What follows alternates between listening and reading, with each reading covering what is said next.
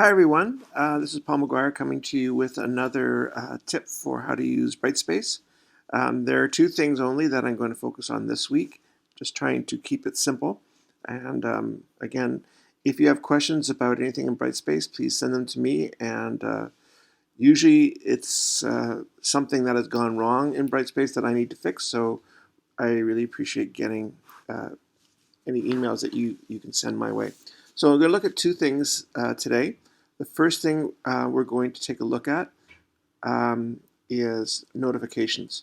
We're going to look at notifications because this is the setting that determines how much material is going to come through your email on Outlook. And then we're going to take a look at checklists because we've improved checklists to make it a little bit more user-friendly for you. So first of all, here's my screen. You can see that I've set it so that I have the student view. So on your Brightspace, your name would be coming up here. If you click on your name, as I just did, you'll see the profile. You can go in there and add a picture of yourself, stuff like that. But right now, all we want to deal with are notifications. So click on notifications. When you click on notifications, you'll come to a new screen. The first thing you're going to see is basically an ad for the Pulse app and where you can get it set up. Okay, so we've talked about that before, but Pulse is something you can set up. It's an app that will send you information on Brightspace. First, your contact information. Email address, you can change this. Like, it's probably set by default to your University of Ottawa email address, and that's the one we use with you always. We don't want to use your private email addresses. But when it comes to notifications, you can change that if you want to. Also, for text messaging, if you want to get text messages, you can put in your phone number there, and you can actually set the number of messages you're going to get per day.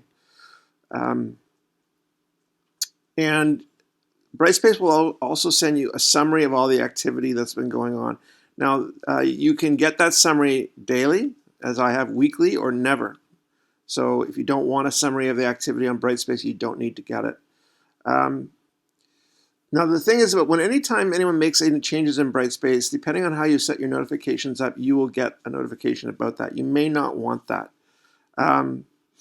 So here are all the instant notifications that you can sign up for, and you can get them as a text, email, or both, depending on how you click them off here. So there's quite a bit of control for you here on what you want. You don't need to be getting a lot of emails if you don't want to.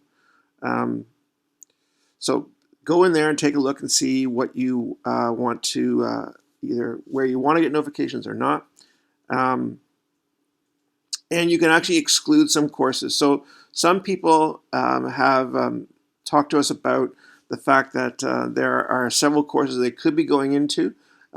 So when you click here, you probably have a few courses listed here, some of which you may not want to get notifications for.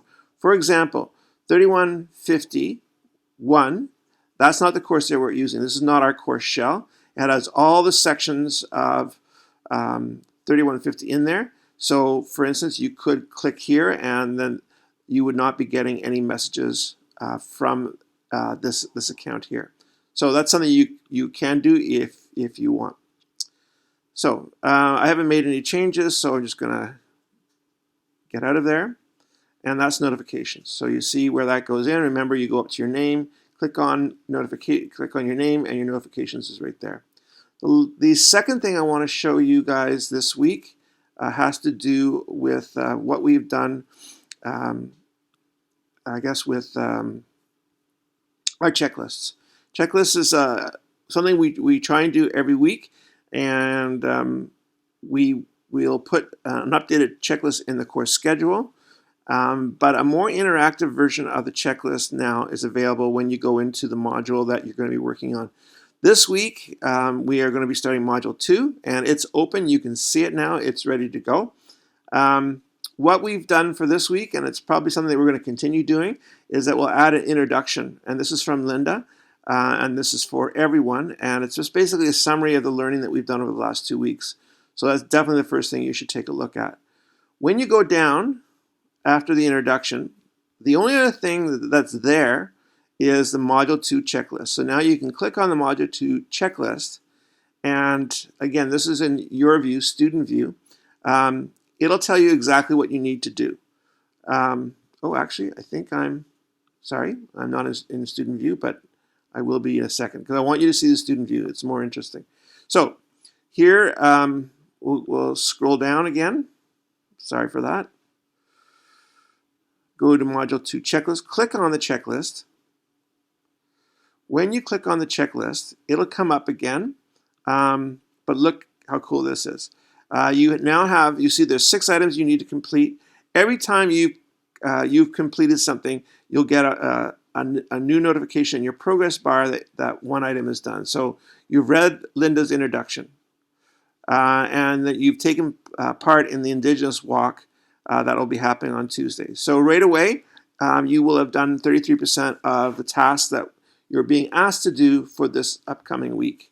You can scroll down and you'll see that after the cohort meeting, we're asking you again to post to the learning log, and these links will bring you to the appropriate discussion forum for you. So when you got that done, you can click on that and you just continue to go down. There are 3 readings that, like resource readings that we have for you. One is on professional learning communities, and this comes from the capacity building series, something that we will be using all this year, next year, and you'll use when you're a professional educator. Then there's other material here that we are asking you to take a look at, and that's it. Once you've done all that and you've clicked on all these things, it'll show that you have got to 100%. You've cleared out all the stuff you need to do for this week. So those are the 2 things I wanted to show you, notifications and the revised checklist. I hope that is helpful for you all, and I hope you all have a great week.